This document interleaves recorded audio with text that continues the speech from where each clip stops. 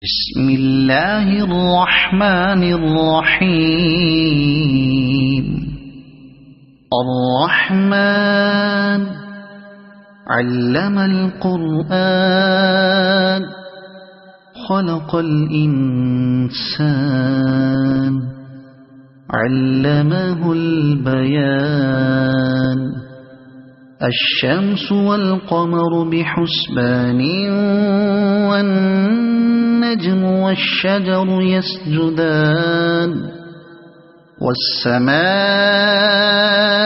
رفعها ووضع الميزان ألا تطغوا في الميزان وأقيموا الوزن بالقسط ولا تخسروا الميزان. والأرض وضعها للأنام فيها فاكهة والنخل ذات الأكمام والحب ذو العصف والريحان. فبأي آلاء ربكما تكذبان. خلق الإنسان من صلصال كالفخار وخلق الجان من مارج من نار. فبأي آلاء ربكما تكذبان. رب المشرقين ورب المغربين. فبأي آلاء ربكما تكذبان. مرج البحرين يلتقيان بينهما برزخ لا يبغيان. فبأي آلاء ربكما تكذبان. يخرج منهما اللؤلؤ والمرجان. فبأي آلاء ربكما تكذبان. وله الجوار المنشآت في البحر كالأعلام. فبأي آلاء ربكما تكذبان. كل من عليها فان ويبقى وجه ربك ذو الجلال والإكرام. فبأي آلاء ربكما تكذبان. يسأله من في السماوات والأرض كل يوم هو في شأن. فبأي آلاء ربكما تكذبان. سنفرغ لكم أيها الثقلان. فبأي آلاء ربكما تكذبان. يا معشر الجن والإنس إن استطعتم أن تنفذوا من أقطار السماوات والأرض فانفذوا لا تنفذون إلا بسلطان. فبأي آلاء ربكما تكذبان. يرسل عليكما شواظ من نار ونحاس فلا تنتصران. فبأي آلاء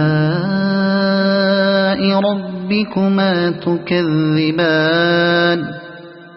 فإذا انشقت السماء فكانت وردة كالدهان فبأي آلاء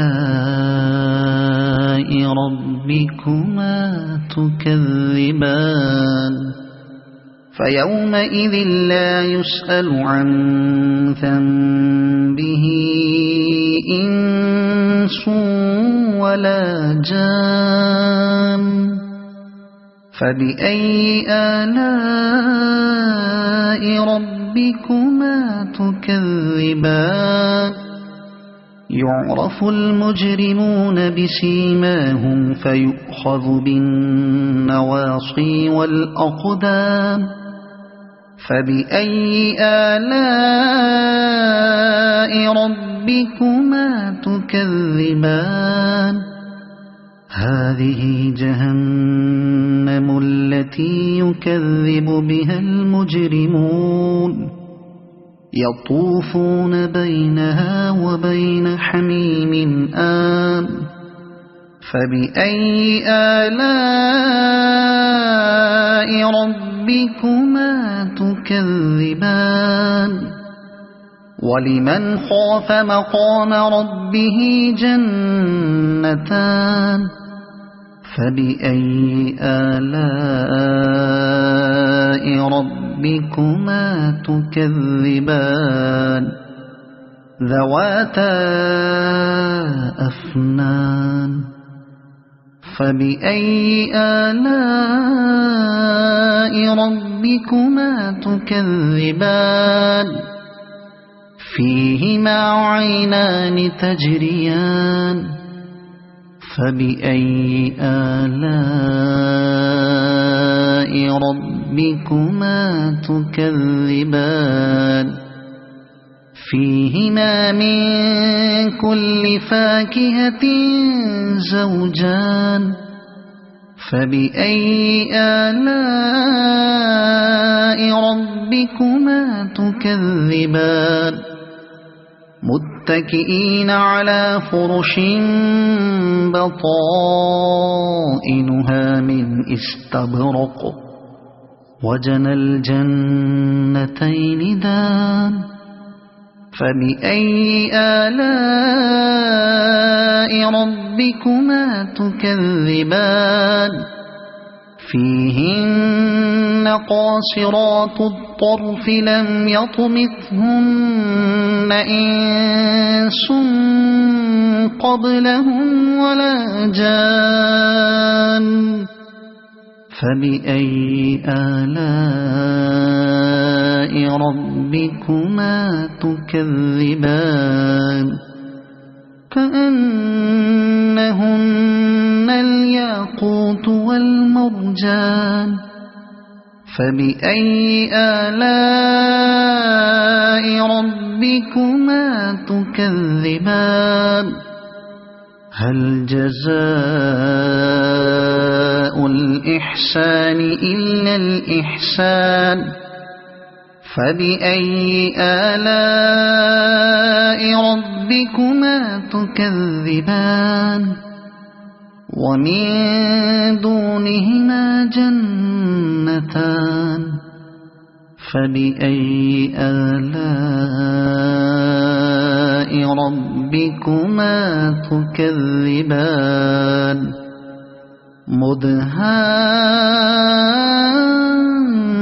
مدهامتان فبأي آلاء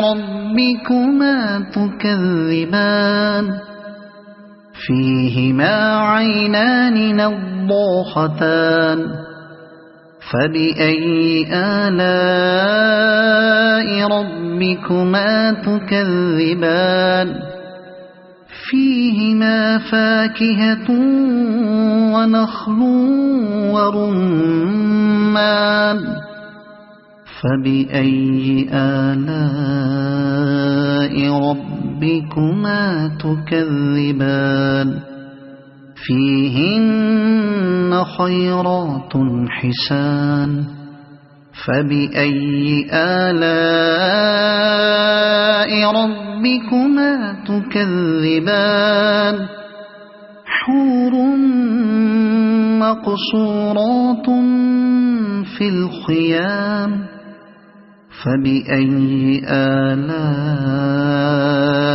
ربكما تكذبان لم يطمثهن إنس قبلهم ولا جان فبأي آلاء ربكما تكذبان متكئين على رفرف خضر وعبقري حسان فبأي آلاء ربكما تكذبان